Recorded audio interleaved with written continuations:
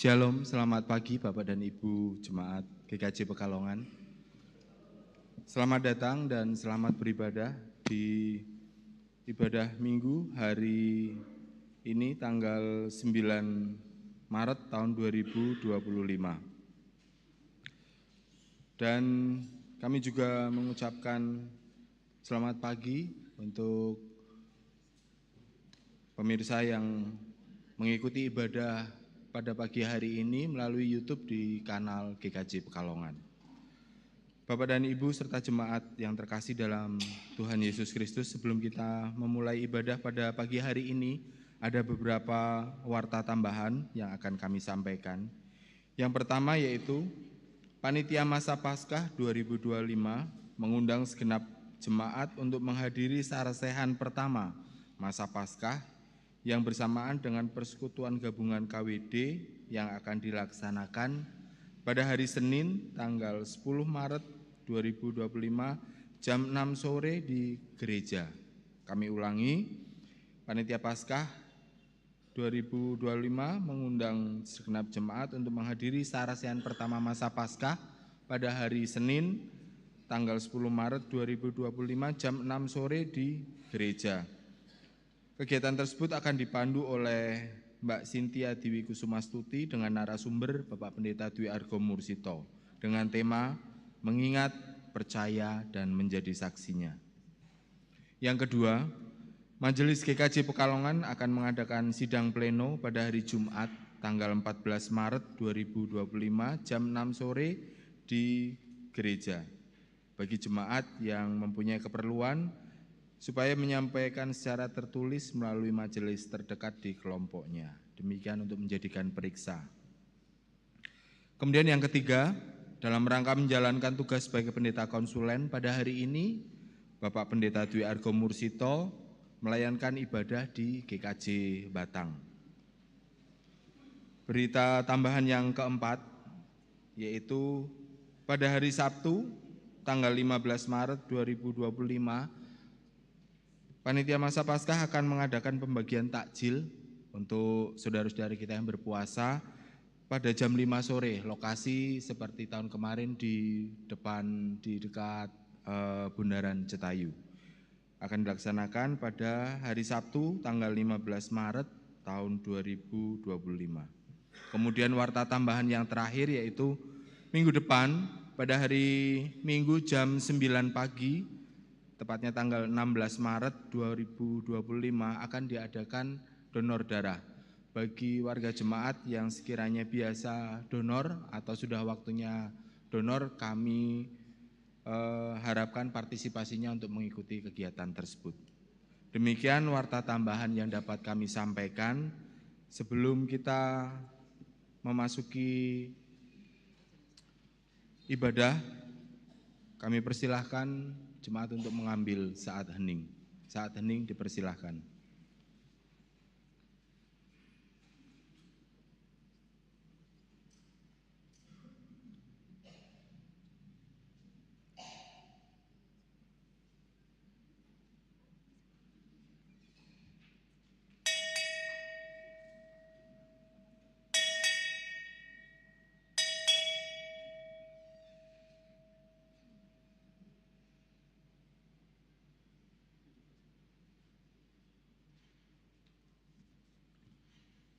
Saat hening selesai, jemaat dimohon untuk berdiri. Kita akan bersama-sama memasuki panggilan beribadah dengan bersama-sama menyanyikan Kidung Jemaat nomor 3, bait pertama dan kedua.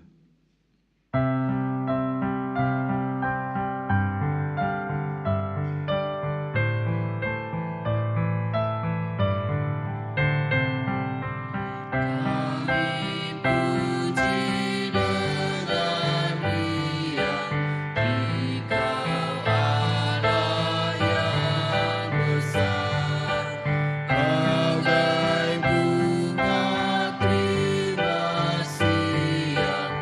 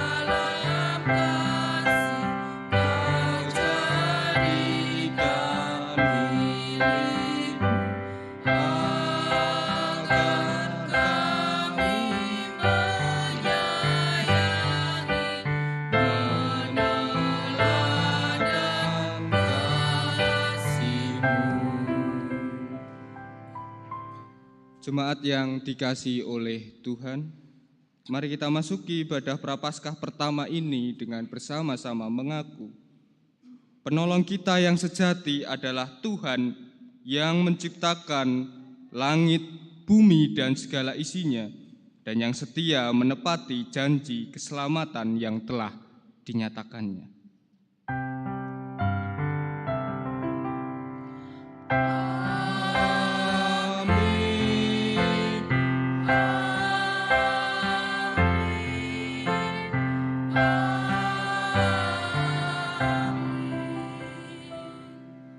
Kasih karunia Tuhan Yesus Kristus ada pada saudara sekalian.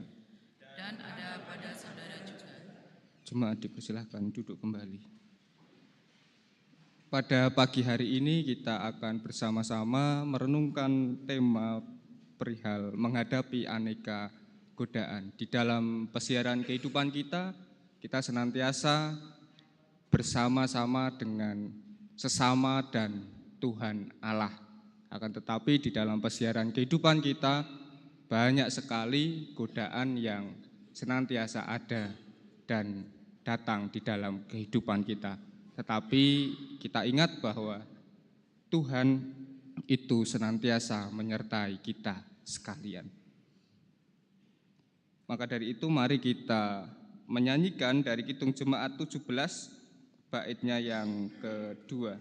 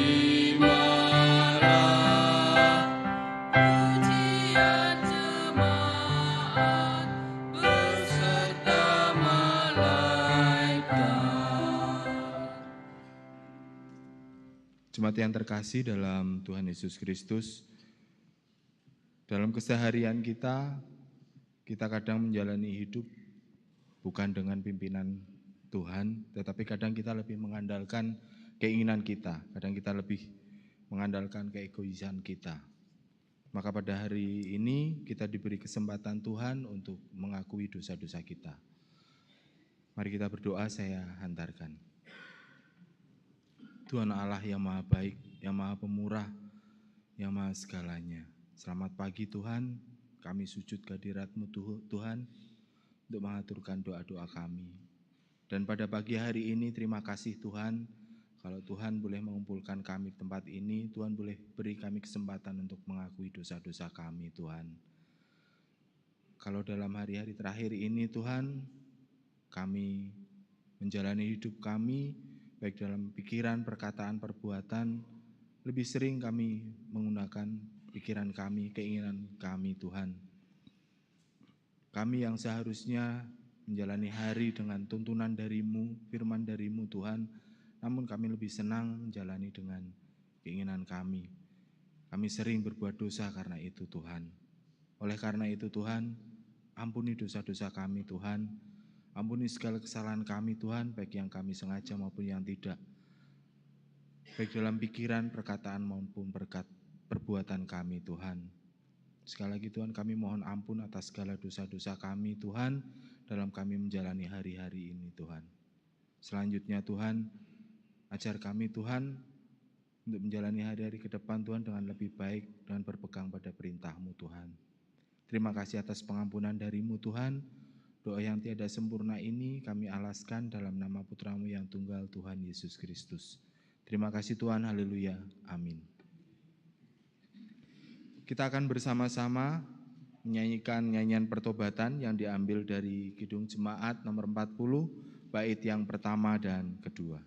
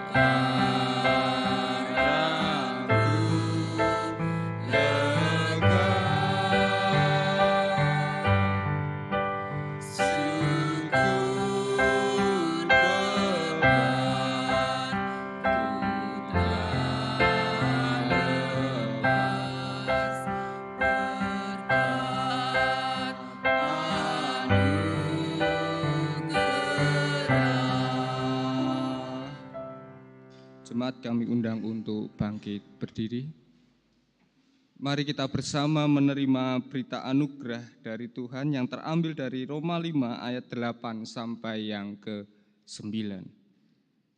Akan tetapi Allah menunjukkan kasih-Nya kepada kita oleh karena Kristus telah mati untuk kita ketika kita masih berdosa. Lebih-lebih karena kita sekarang telah dibenarkan oleh darah-Nya, kita pasti akan diselamatkan dari murka Allah. Demikianlah berita anugerah dari Tuhan. Mari kita menanggapi berita anugerah ini dengan bersama-sama menyanyikan nyanyian syukur Kidung Jemaat 178 baitnya yang pertama.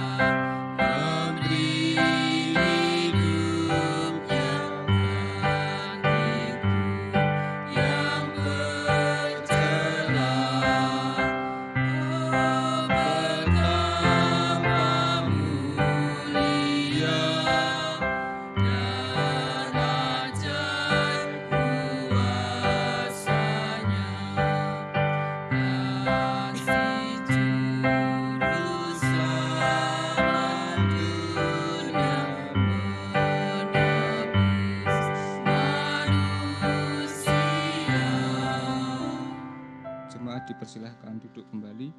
Mari sebelum kita bersama-sama menerima sabda Tuhan, kita bersatu di dalam doa. Mari kita berdoa. Kami bersyukur padamu Bapa, pada kesempatan kali ini Engkau masih memberikan kami nafas kehidupan untuk kami dapat bersama-sama beribadah di gerejamu GKJ Pekalongan. Kami sebentar lagi akan bersama-sama mendengarkan sabda kebenaran firman-Mu. Kiranya melalui sabda-Mu ini bisa menjadi pedoman di dalam kehidupan kami. Sehingga ketika kami menjalani kehidupan bukan karena keinginan pribadi kami, bukan karena dikuasai oleh nafsu kedagingan kami, tetapi karena dipimpin oleh Roh-Mu saja. Hamba-Mu yang Engkau pakai dengan segala keterbatasan ini kiranya Engkau urapi sehingga dapat menyampaikan firman-Mu seturut dengan kehendak-Mu. Berfirmanlah Bapa, kami siap untuk mendengarkan. Hanya di dalam nama Tuhan Yesus doa ini kami naikkan. Haleluya. Amin. Mari kita buka Alkitab kita dari Lukas 4.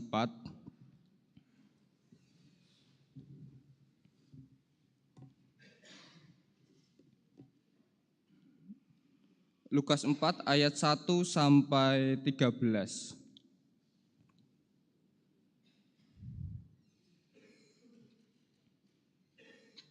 Lukas 4 ayat 1 sampai 13, di situ Lembaga Alkitab Indonesia memberikan judul Pencobaan di Padang Gurun. Yesus yang penuh dengan Roh Kudus kembali dari Sungai Yordan, lalu dibawa oleh Roh Kudus ke padang gurun. Di situ ia tinggal 40 hari lamanya dan dicobai iblis. Selama di situ, ia tidak makan apa-apa dan sesudah waktu itu ia lapar. Lalu berkatalah iblis kepadanya, "Jika engkau anak Allah, suruhlah batu ini menjadi roti." Jawab Yesus kepadanya, "Ada tertulis, manusia hidup bukan dari roti saja." Kemudian ia membawa Yesus ke suatu tempat yang tinggi, dan dalam sekejap mata ia memperlihatkan kepadanya semua kerajaan dunia. Kata iblis kepadanya, "Segala kuasa itu serta kemuliaannya akan kuberikan kepadamu, sebab semuanya itu telah diserahkan kepadaku, dan aku memberikannya kepada siapa saja yang ku kehendaki. Jadi, jikalau engkau menyembah aku, seluruhnya itu akan menjadi milikmu." Tetapi Yesus berkata kepadanya, "Ada tertulis, engkau harus menyembah Tuhan Allahmu, dan hanya kepada Dia sajalah engkau berbakti." Kemudian ia membawa Yesus ke Yerusalem dan menempatkan dia di hubungan baik Allah. Lalu berkata kepadanya, "Jika engkau anak Allah, jatuhkanlah dirimu dari sini ke bawah. Sebab ada tertulis mengenai engkau, ia akan memerintahkan malaikat-malaikatnya untuk melindungi engkau. Dan mereka akan menatang engkau di atas tangannya, supaya kakimu jangan terantuk kepada batu." Yesus menjawabnya, katanya, "Ada firman, jangan engkau mencobai Tuhan Allahmu." Sesudah iblis mengakhiri semua pencobaan itu, ia mundur daripadanya dan menunggu waktu yang baik. Demikianlah sabda Tuhan, diberkatilah kita yang mendengar dan melakukan sabdanya di dalam laku keseharian kita. Hosiana.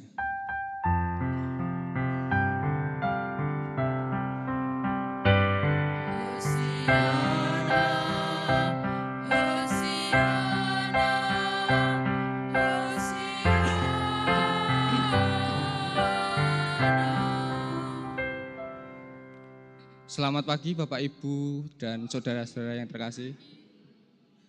Selamat pagi. Nah, kalau pagi-pagi itu harusnya semangat. Nah, sarapan nih. Ada yang puasa di sini Bapak Ibu? Oh, masih puasa karena masih ibadah ya. Nanti kalau sudah pulang ibadah kan udah makan ya. Masih ada yang ingat dengan saya Bapak Ibu?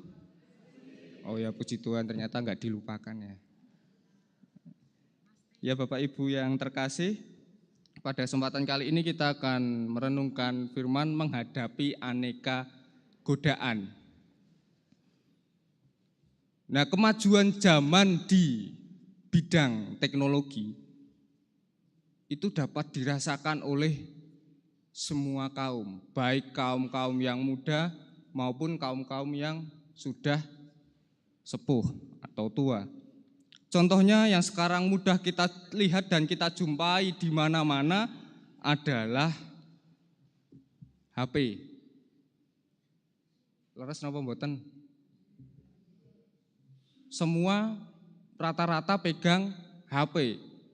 Meh kuwi bocah durung ana genep 5 tahun wis cekelane HP. sampai yang sudah sepuh. Berarti kan simbah-simbah zaman sekarang sudah gaul-gaul semua, megangnya HP. Nah, HP ini berisikan bermacam-macam hal. Bisa untuk komunikasi, sarana kita mengakses berita, hiburan, maupun yang sukanya shopping-shopping, sinten di sini? Kak Tri. Yang sukanya shopping-shopping, ya itu kan bisa. Sekarang pakai HP saja sudah bisa, tanpa Bapak, Ibu, dan saudara yang terkasih ini harus pergi ke supermarket. Bukan hanya itu, kita bisa juga selfie-selfie. Yang punya akun Instagram, akun sosial media, atau WhatsApp itu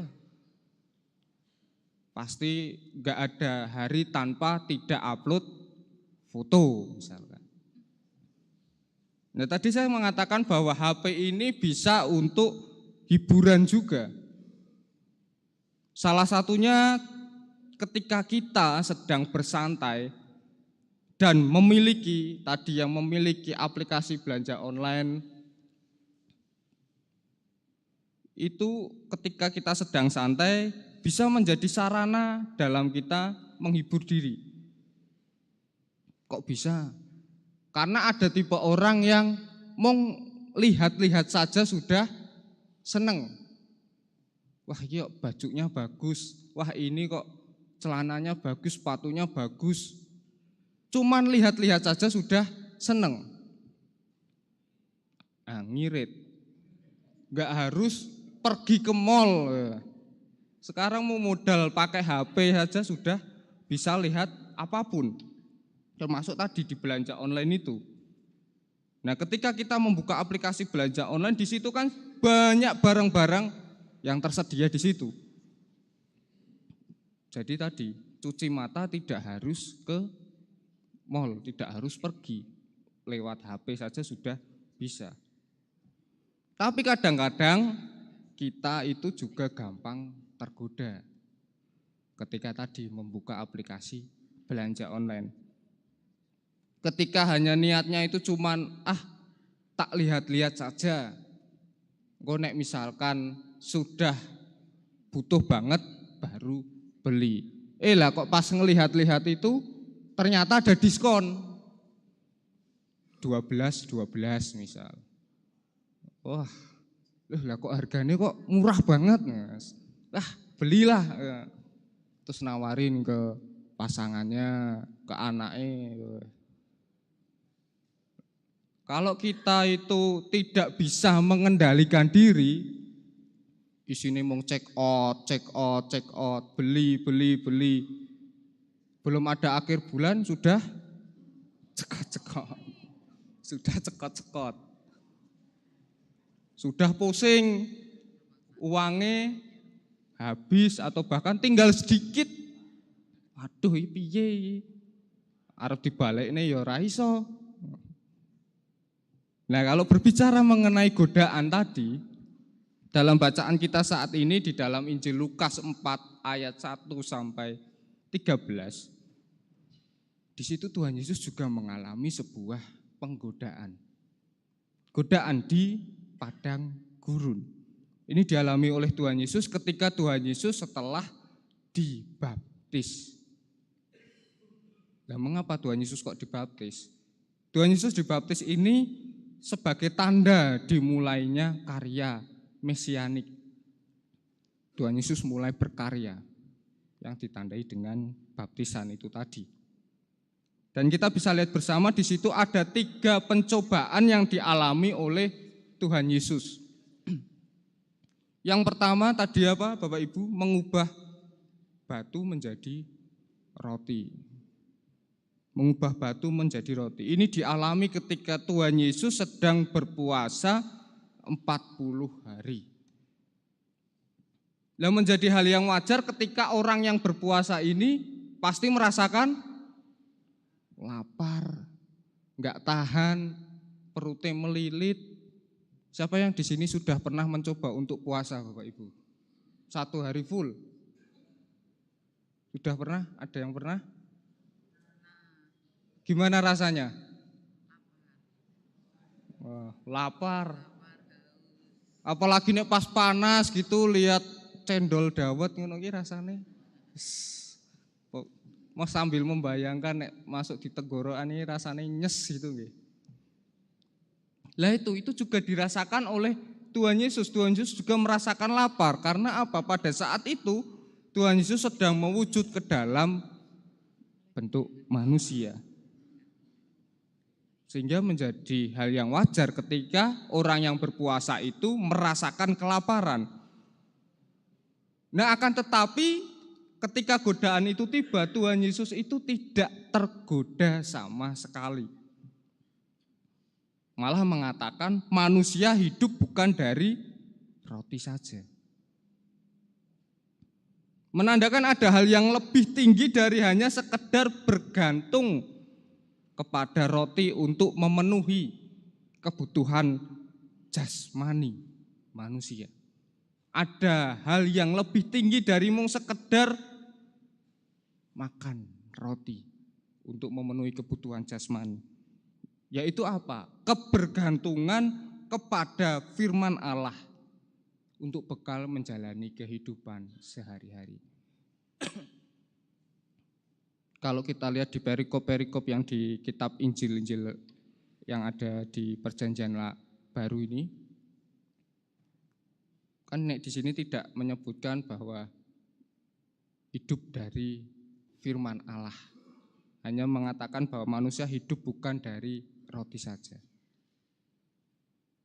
Nah, ini menandakan bahwa ada hal yang lebih tinggi dari sekedar kita itu mau makan roti hanya untuk memenuhi kebutuhan jasmani, yaitu kebergantungan akan firman Allah untuk bekal menjalani kehidupan sehari-hari.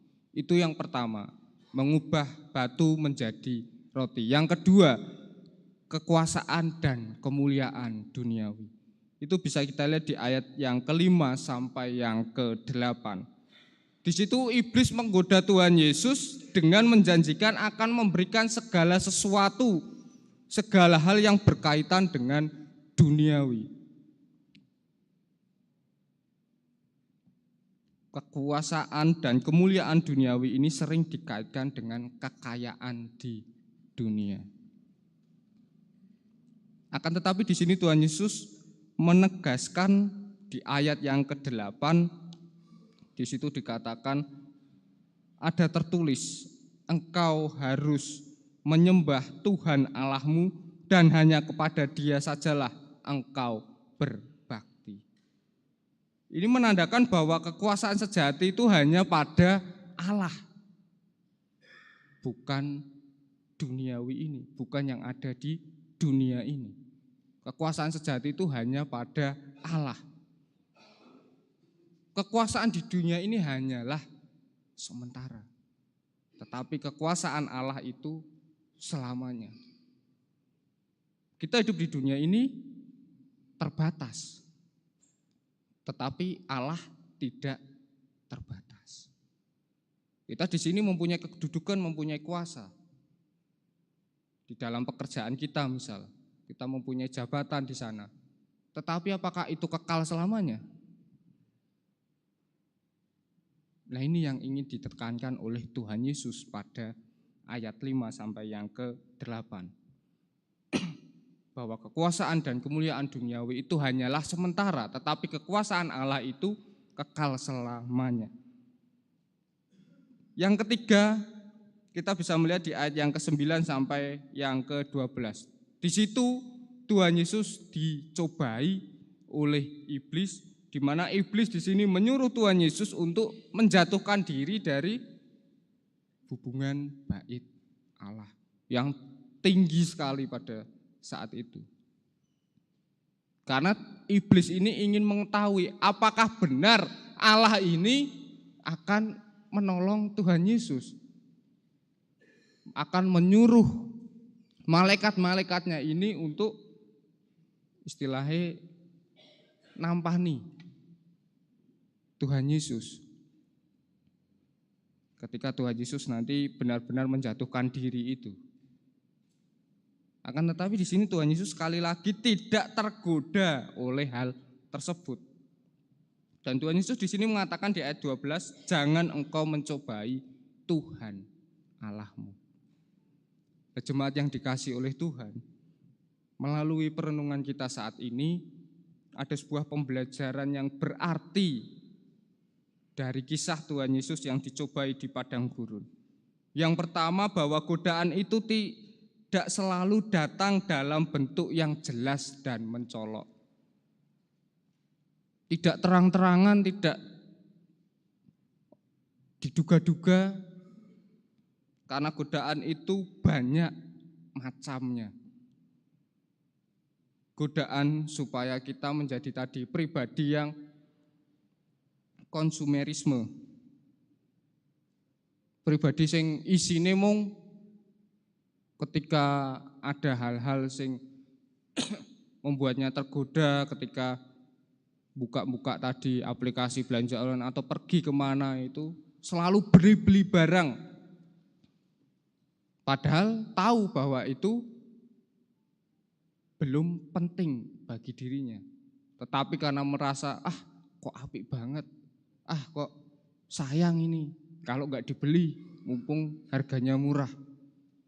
Nah itu tadi, godaan itu datangnya tidak selalu dalam bentuk yang jelas dan mencolok. Ketika kita tidak sadar moro-moro mencet beli, waduh lah kok kadung, wis ra apa-apa wis. Hari berikutnya gitu lagi. Lah itu, godaan itu datangnya selalu tidak mencolok atau jelas. Atau godaan di dalam pekerjaan Bapak Ibu misal, perihal naik jabatan. Kan ada nggih rata-rata sing kamu bisa naik jabatan asalkan. Nah, asalkan kamu harus meninggalkan keimananmu yang dulu. Kamu tak kasih rumah, kamu tak kasih uang per bulannya segini, asalkan kamu harus meninggalkan keyakinanmu yang lama. Kalau kita diperhadapkan seperti itu, apa yang kita lakukan Bapak Ibu? Apa terus mikir, urip iki mung sepisan, aku tak seneng-seneng. Apakah akan seperti itu? Eman-eman, wong ora iso nganu meneh engko. Ora iso urip meneh. Makanya aku urip sepisan iki tak gawe seneng. Apakah kita akan mengorbankan keyakinan kita? Mari kita belajar dari Tuhan Yesus yang dicobai di padang gurun. Di sini iblis sering menggunakan taktik yang halus dan licik. Godaan iblis ini tidak memandang siapa kita, apa latar belakang kita. Sebab Tuhan Yesus yang merupakan juru selamat saja digoda oleh iblis. Apalagi kita cuman yang manusia biasa. Kita yang terbatas saja ya pasti akan digoda oleh iblis. Wong Tuhan Yesus yang tidak terbatas saja digoda oleh iblis. Oleh karena itu mari kita meneladan dari Tuhan Yesus yang senantiasa mengandalkan Allah dan percaya penuh kepada Allah. Mari kita juga demikian. Jangan sampai kita tergoda oleh keinginan-keinginan duniawi yang sifatnya hanyalah sementara. Mari kita mengandalkan Allah melalui firman-firman-Nya yang kita terima ketika kita mengikuti pemahaman Alkitab, ketika kita beribadah, ketika kita bersekutu bersama. Mari kita andalkan itu untuk menghadapi setiap godaan-godaan yang ada. Termasuk godaan ketika sedang beribadah itu dolanan HP. Nggih napa mboten? Itu termasuk godaan loh Bapak Ibu. Ketika ibadah, dolanan HP, nah, itu kan termasuk godaan juga. Lah itu tadi, iblis kan menggoda itu menggunakan strategi yang licik dan halus. Orang bawa Alkitab misal, pakainya HP. Habis baca firman Tuhan, kok ono WA, buka sih. Nah, kok ono notif ning Instagram, buka sih. Ketika ibadah rampung, lah kok wis rampung. Kok cepet banget. Padahal ora dirungokke kan. Nah itu juga salah satu godaan. Nah, yang kedua, caranya supaya tidak tergoda adalah taat, berdoa, dan mengandalkan firman Tuhan, serta juga berpuasa. Berpuasa ini menjadi salah satu sarana yang penting bagi kita.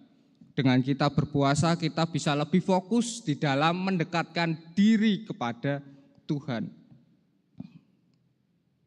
Dengan kita mendekatkan diri kepada Tuhan, kita memohon penyertaan dan kekuatan dari Tuhan. Sebab ketika kita dekat dengan Tuhan, kita dikuatkan dan dimampukan untuk menghadapi segala cobaan yang ada di dalam kehidupan kita. Ketika kita dekat dengan Tuhan, kita bisa menghadapi segala cobaan yang ada di dalam kehidupan kita. Itu kalau kita dekat dengan Tuhan. Ketika kita mau mendengarkan firman Tuhan, ketika kita mau taat dengan firman Tuhan, ketika kita mau menyempatkan diri untuk berdoa kepada Tuhan. Wong Tuhan saja sering berdoa di sepanjang waktu, baik pagi maupun malam. Mosok kita itu doa mung doane doa makan.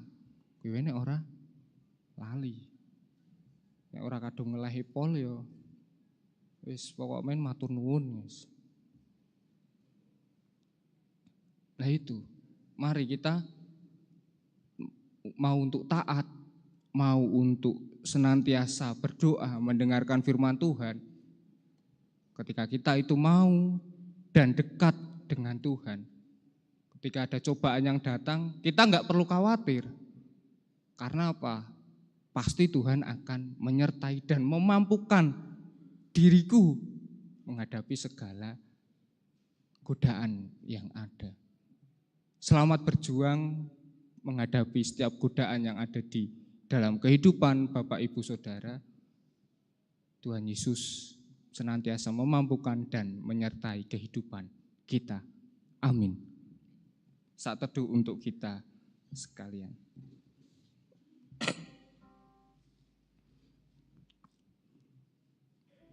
Mari kita berdoa. Bapa yang penuh kasih, pada kesempatan kali ini Engkau mengingatkan kami bahwa kami sebagai manusia itu rapuh, terbatas, dan mudah untuk tergoda oleh hal-hal duniawi. Oleh karena itu, mampukanlah kami Bapa, ajarkanlah kami untuk senantiasa dapat taat kepadamu, untuk senantiasa mau mendengarkan firman-Mu, untuk senantiasa mau mendekatkan diri kepadamu dan berkomunikasi melalui doa-doa kami. Ajarkanlah kami Bapa, mampukanlah kami. Terima kasih atas sabda-Mu di setiap kehidupan kami. Ampuni jika di dalam kami mendengarkan firman-Mu terselip dosa maupun kesalahan. Amin. Bapak Ibu, kami mohon untuk bangkit berdiri. Bersama dengan umat Allah di segala tempat, segala zaman, marilah kita membarui iman percaya kita dengan kita bersama-sama mengikrarkan pengakuan iman rasuli yang demikian. Aku percaya kepada Allah, Bapa yang Maha Kuasa, Khalik langit dan bumi, dan kepada Yesus Kristus, anaknya yang tunggal Tuhan kita, yang dikandung daripada Roh Kudus, lahir dari anak darah Maria, yang menderita di bawah pemerintahan Pontius Pilatus, disalibkan, mati, dan dikuburkan, turun ke dalam kerajaan maut. Pada yang ketiga, bangkit pula dari antara orang mati, naik ke surga, duduk di sebelah kanan Allah, Bapa yang Maha Kuasa, dan akan datang dari sana untuk menghakimi orang yang hidup dan yang mati. Aku percaya kepada Roh Kudus, gereja yang kudus dan am, persekutuan orang kudus, pengampunan dosa, kebangkitan daging, dan hidup yang kekal. Dipersilakan duduk kembali. Mari kita bersatu hati kita memasuki doa syafaat. Bapa yang penuh kasih, terima kasih atas segala cinta kasih-Mu di dalam kehidupan kami, sehingga kami dapat melakukan segala aktivitas dan kegiatan kami dengan penuh penyertaan dari-Mu. Terlebih pada saat ini Bapa, kami berdoa untuk seluruh jemaat-Mu yang ada di GKJ Pekalongan. Kiranya Engkau berkati jemaat-Mu yang ada di sini, baik mereka yang masih anak-anak maupun yang sudah adiuswa. Kiranya jemaat-Mu di sini senantiasa memiliki iman yang teguh, iman yang kuat, iman yang kokoh di dalam mengikut Engkau. Sehingga ketika ada godaan-godaan yang datang di dalam kehidupannya, jemaat-Mu di sini dapat senantiasa bertahan untuk senantiasa ikut Engkau. Bapa, kami juga berdoa kiranya jemaat-Mu yang ada di sini, Engkau senantiasa memberikan kesehatan bagi mereka. Engkau berkati segala pekerjaan yang dikerjakan, sehingga melalui pekerjaan tersebut jemaat-Mu yang ada di sini dapat merasakan berkat-berkat yang daripada-Mu. Dan kiranya Engkau memberikan semangat di dalam jemaat-Mu ini bekerja, sehingga berkat tersebut tidak hanya dirasakan oleh diri pribadi, tetapi juga dapat dibagikan kepada sesama. Bapa, kami juga berdoa bagi anak-anak-Mu yang sedang dalam sekolah, masa-masa belajar, baik yang TK sampai perguruan tinggi, kiranya Engkau berkati Bapa, sehingga melalui bangku sekolah tersebut, anak-anak kami ini dapat menjadi anak-anak generasi penerus bangsa yang memiliki wawasan yang luas, intelektualitas yang tinggi, serta menjadi anak-anak Kristus yang rendah hati dan bisa menjadi garam dan terang dunia bagi sekitarnya. Bagi orang tua yang mendampingi, yang merawat, yang membersamai di dalam kehidupannya, juga kiranya Engkau memberkati sehingga orang tua tersebut dapat menjadi contoh yang baik untuk anak-anak-Mu, sehingga anak-anak-Mu ini dapat memiliki karakter-karakter Kristus di dalam kehidupannya. Kami juga berdoa bagi yang sudah adiuswa di masa tuanya dengan kondisi tubuh yang sudah tidak seperti dulu lagi. Kiranya Engkau senantiasa menyertai, menjaga, dan membersamai adiuswa yang ada di GKJ Pekalongan Bapa, sehingga adiuswa yang ada di sini senantiasa memiliki iman yang teguh. Meskipun kondisi fisik sudah tidak seperti dulu lagi, susah untuk datang ke gereja, untuk datang ke persekutuan, tetapi Engkau tetap membersamai, sehingga adiuswa yang ada di sini dapat senantiasa memelihara imannya, iman percayanya sampai pada kesudahannya nanti.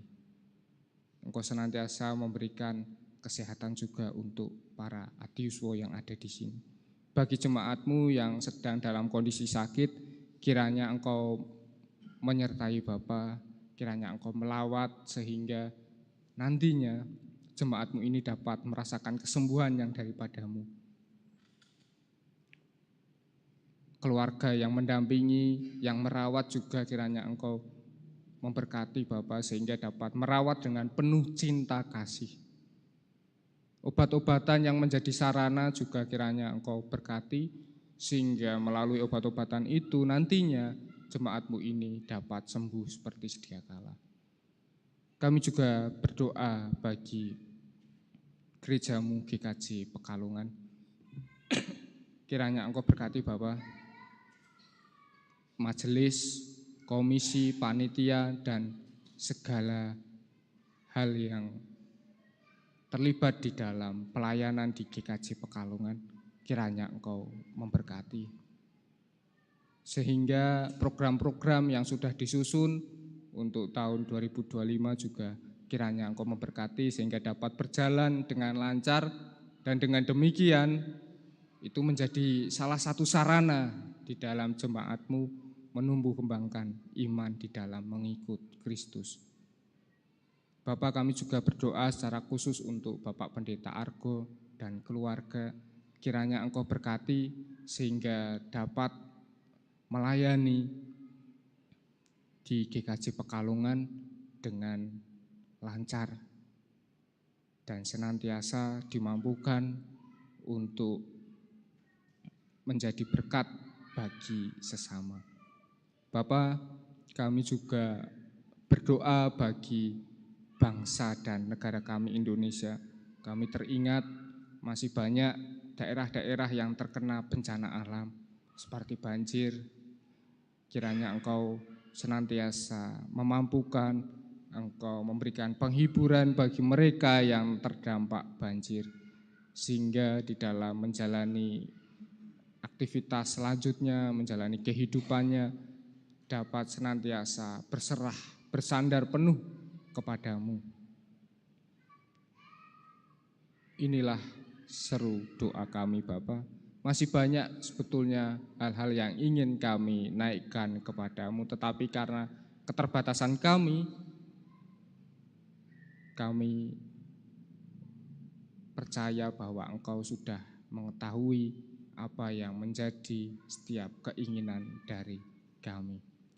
Ampuni Bapa jika di dalam kami berdoa ada dosa maupun kesalahan yang disengaja maupun tidak disengaja. Inilah seru doa kami Bapa. Doa ini kami naikkan ke dalam Putra-Mu yang tunggal, Tuhan kami Yesus Kristus. Haleluya. Amin.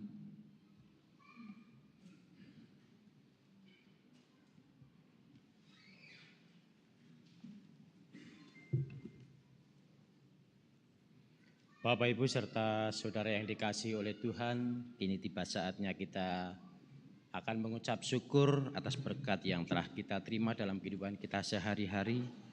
Kita akan mendasari persembahan pada saat ini dari 1 Tesalonika 5 ayat yang ke-18 yang demikian firman Tuhan. Dalam segala keadaan hendaklah kalian bersyukur. Sebab itulah yang Allah inginkan dari kalian sebagai orang yang hidup bersatu dengan Kristus Yesus. Mari kita bersama-sama mempersiapkan persembahan kita dan kita akan iringi dengan memuji nama Tuhan dari Kidung Jemaat 450 bait 1 dan yang 3.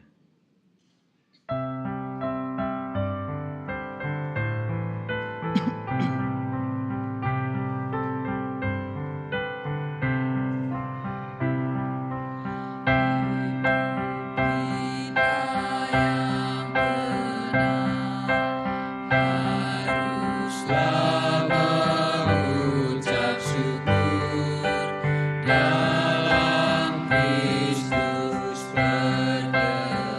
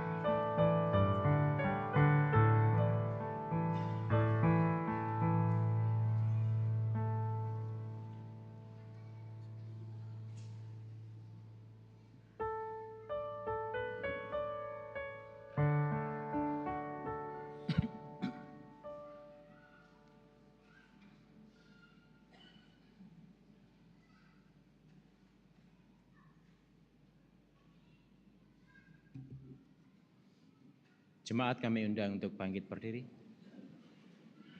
Mari kita menyerahkan persembahan di dalam doa.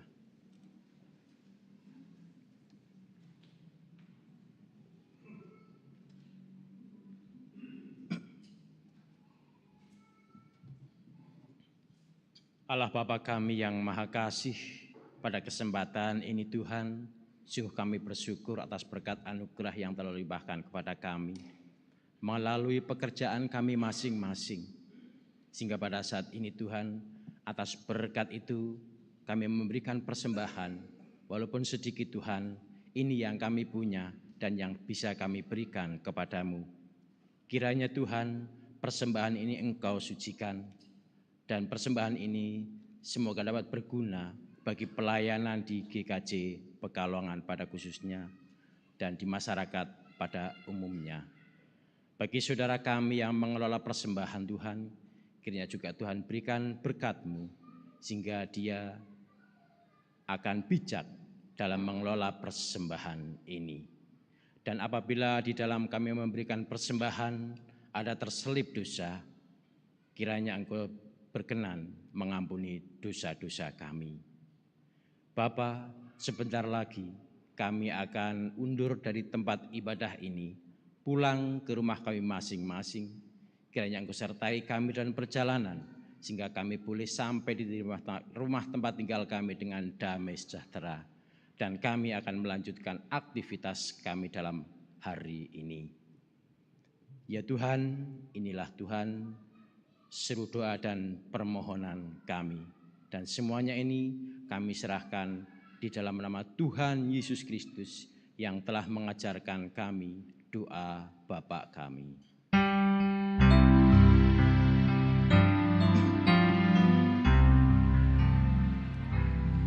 Bapa kami yang ada di surga, dikuduskanlah nama-Mu, datanglah kerajaan-Mu, jadilah kehendak-Mu di bumi seperti di surga. Berilah kami pada hari ini makanan yang secukupnya. Ampunilah salah kami seperti kami ampuni orang yang bersalah kepada kami. Jangan bawa kami ke dalam pencobaan, tapi lepaskan dari yang jahat. Karena Allah yang empunya kerajaan dan kuasa dan kemuliaan sampai selama-lamanya. Amin. Amin. Kita akan mengakhiri ibadah kita akan memuji nama Tuhan dengan nyanyian pengutusan dari Kidung Jemaat 436 bait yang pertama.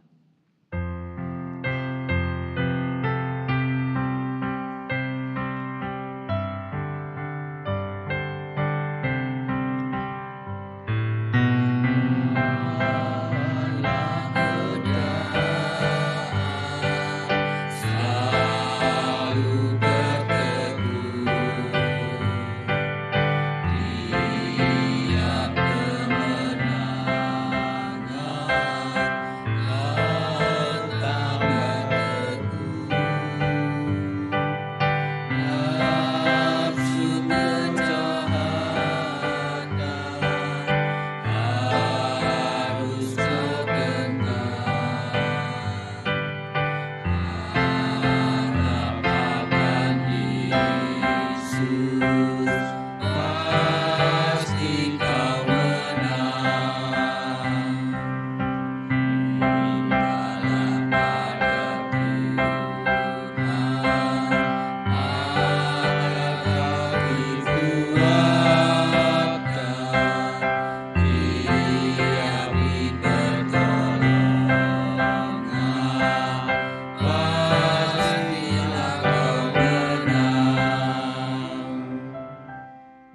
kita bersama-sama menerima berkat dari Tuhan.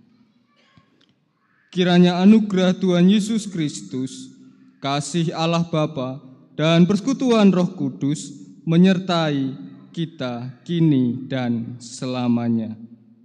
Amin.